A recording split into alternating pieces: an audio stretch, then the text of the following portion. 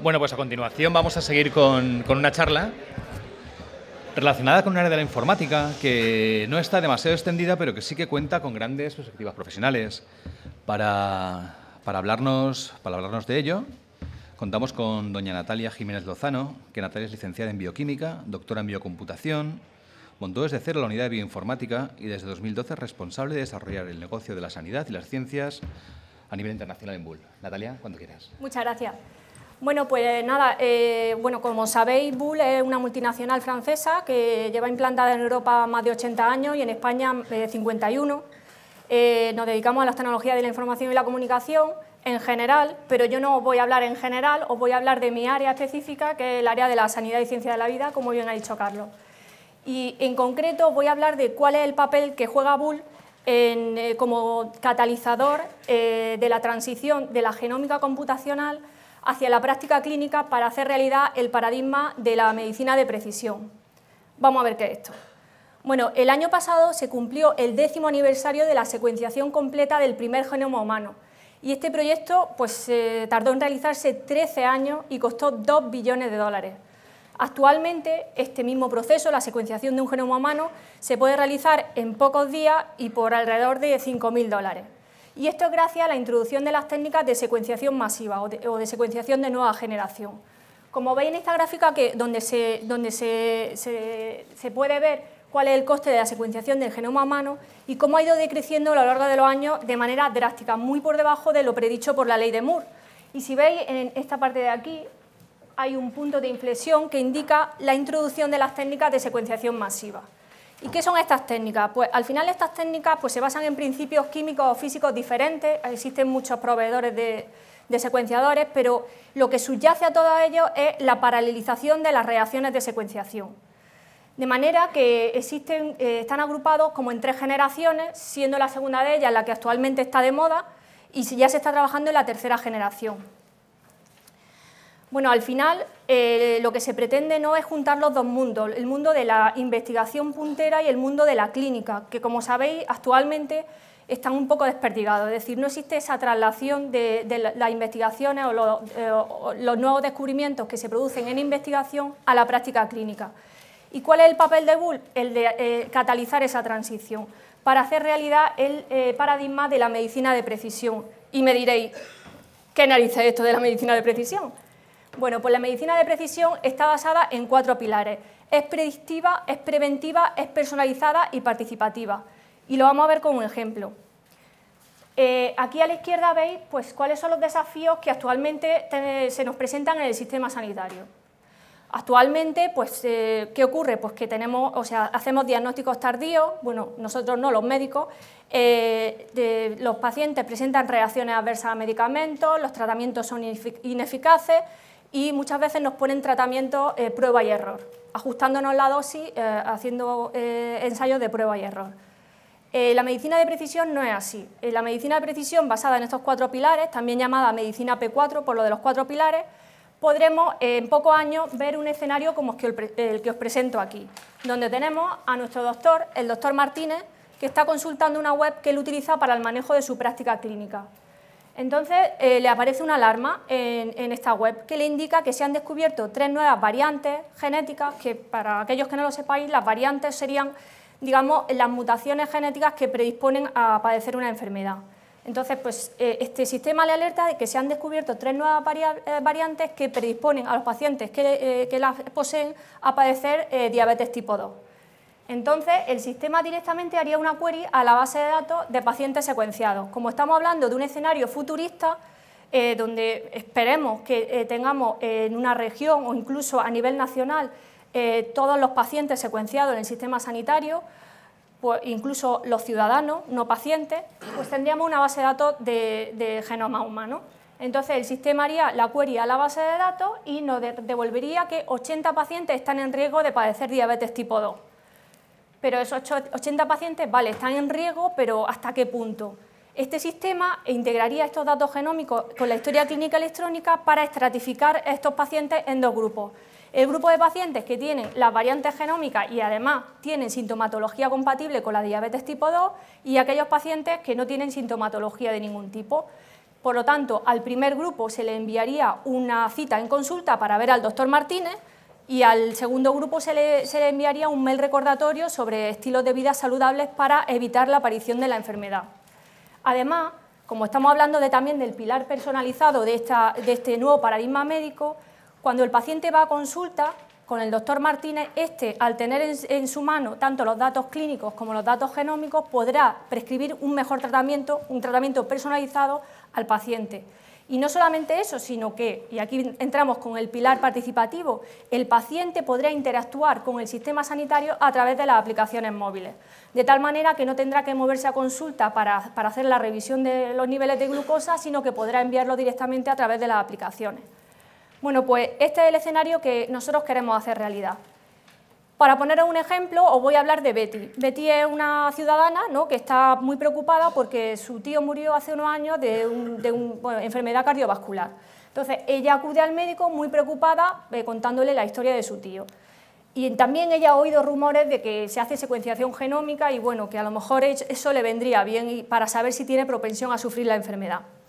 Entonces, el doctor, bueno, en este caso no es el doctor Martínez, sino que es un doctor mucho más chapado a la antigua que no conoce qué es eso de la secuenciación masiva o la secuenciación de nueva generación y le dice, tranquila Betty, vete a tu casa, haz tu vida y no te preocupes por eso. Betty, como no tiene guía de ningún tipo, pues empieza a comer mal, gana peso, se hace hipertensa, fuma, bebe. Y bueno, pues al final, cuando va al médico por la hipertensión, el médico le prescribe un tratamiento genérico que le crea efectos secundarios, por lo cual deja el tratamiento y bueno, cuando finalmente acude a urgencias por un dolor en el hombro izquierdo, bueno, se lo diagnostican como una luxación de hombro y al final Betty, a la edad de 42 años, muere de un ataque al corazón. Esa es la triste historia de Betty en un sistema sanitario tradicional. ¿Qué ocurre en un sistema sanitario basado en la medicina de precisión? Pues que Betty directamente no va al médico. El médico, a través de las aplicaciones móviles, se pone en contacto con Betty y le indica que tiene que acudir a consulta porque han descubierto que tiene las variantes que la predisponen 5 veces más que la población normal a padecer enfermedad cardiovascular. Betty acude a la consulta y el médico le dice, Betty, no te preocupes, ya vamos a trabajar en prescribirte un tratamiento personalizado para evitar esta enfermedad, una tabla de ejercicio y una dieta saludable. Y al final Betty muere con 92 años o 100 incluso. ¿Qué ocurre? Pues que estamos ante una reforma en el sistema sanitario realmente. Yo no hablaría de reforma, hablaría de revolución. Estamos ante una revolución en el sistema sanitario. ¿Y qué va a ocurrir? Que dentro de poco cada paciente va a estar rodeado de una nube de datos ómicos, de datos de genómica, transcriptómica, epigenómica. Entonces vamos a tener muchísima información, lo que ahora se llama Big Data, rodeando la cabeza de cada paciente. Y las únicas disciplinas que van a ser capaces de lidiar con toda esta información pues son las tecnologías de la información y la comunicación y la bioinformática. Porque ahora el problema no es secuenciar, secuenciamos rápido y secuenciamos barato. El problema es qué ocurre cuando ya tenemos los datos, o sea, cuando ya tenemos la secuencia del individuo. Ocurre que tenemos que procesar esa información y eso es lo caro ahora. Entonces, desde Bull hemos diseñado un puente tecnológico, como os comentaba al principio, que intenta facilitar la transición de la secuenciación del DNA al ámbito clínico. Y hemos dividido este puente tecnológico en 3 pasos: la generación del dato, el almacenamiento y la interpretación, la integración del dato y la correlación del dato. Hablando del primer punto, pues nos encontramos pues, que está un flujo de trabajo normal a la hora de secuenciar, de analizar los datos que salen del secuenciador. Y no me voy a entrar en detalles porque no tengo tiempo, me quedan 5 minutos, pero básicamente lo que sale del secuenciador es un dato que llamamos crudo, que son pedacitos de DNA muy pequeños, pero son millones de ellos, por lo cual necesitamos almacenarlo. Primer punto, primer desafío, almacenamiento. Necesitamos alrededor de 100 gigas para cada paciente. Imaginaros en un hospital lo que supondría eso. Segundo desafío, necesitamos alto poder computacional para alinear esos trocitos de DNA frente a un genoma de referencia que es nuestro gol estándar, el genoma sano, para ver cuáles son las diferencias entre el genoma del paciente y el genoma sano. ¿Vale? Y luego además necesitamos mucha expertise en bioinformática para poder extraer de esas variantes información realmente útil. Y bueno, y además, como son datos de pacientes, todo tiene que estar completamente securizado, la transferencia del dato también es un problema, porque como veis pesa mucho, por lo cual tenemos muchos desafíos en este punto. En el segundo escalafón del puente tecnológico nos encontramos con la integración del dato. Ahora mismo los datos genómicos y los datos clínicos van cada uno por su lado, no existe esa integración y eso es un problema. ¿Por qué? Porque no podremos hacer realidad este escenario donde nos encontramos a dos médicos discutiendo sobre la posibilidad de, digamos, diseñar un plan preventivo específico para un grupo de pacientes que disponen de una serie de variantes específicas y además tienen una sintomatología muy parecida. En lugar de desperdiciar recursos en diseñar planes preventivos para toda la población. Y por último, la correlación del dato. Pues la correlación del dato al final son analítica, correlacionar todo con todo. Relacionar base de datos farmacológica, base de datos clínica, base de datos de investigación, para hacer realidad este escenario. Aquí no tenemos a dos médicos, aquí tenemos a dos gerentes de hospitales que están intentando ver cómo ahorrar costes. Y entonces, bueno, están comparando, digamos, los resultados de dos tratamientos que son para la misma patología, pero un tratamiento tiene un efecto secundario que hace que el paciente vaya a urgencias por eventos de sangrado y eso cuesta al año 500.000 euros, por lo cual está claro cuál es el tratamiento que tienen que poner al paciente. Esto es solamente para que veáis un ejemplo de todas las fuentes de datos que existen disponibles y abiertas y que se pueden correlacionar y a partir de ellas extraer información muy útil. Aquí os presento cuál es el puente tecnológico con las soluciones, que no me da tiempo a comentarlas, y comentaros también pues, que actualmente trabajamos con centros de genómica de referencia como el CENAC, que es el Centro Nacional de Análisis Genómico. Todas las infraestructuras del CENAC son de Bull y bueno, pues el CENAC trabaja dando servicio a centros de investigación, hospitales y clínicas privadas y no solamente da su servicio a centros de biomedicina, sino que también trabaja en proyectos tan interesantes como por ejemplo la secuenciación del gorila albino o la secuenciación de especies en peligro de extinción como el lince ibérico.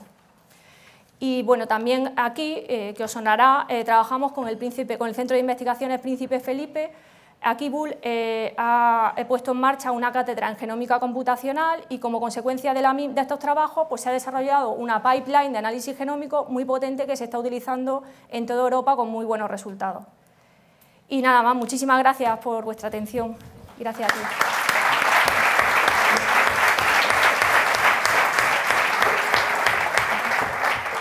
Muchas gracias, Natalia. Gracias. ¿Tenéis alguna pregunta para Natalia?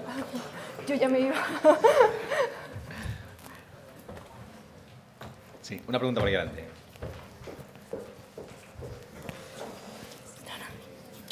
Hola.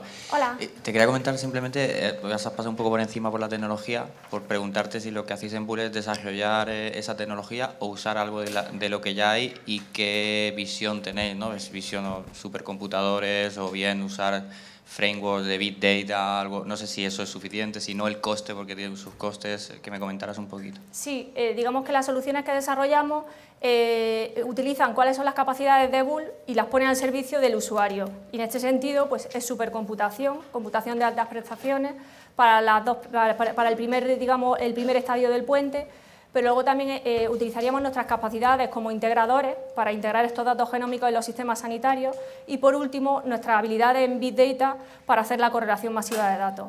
Digamos que todas las capacidades de la compañía se ponen al servicio del usuario en este área.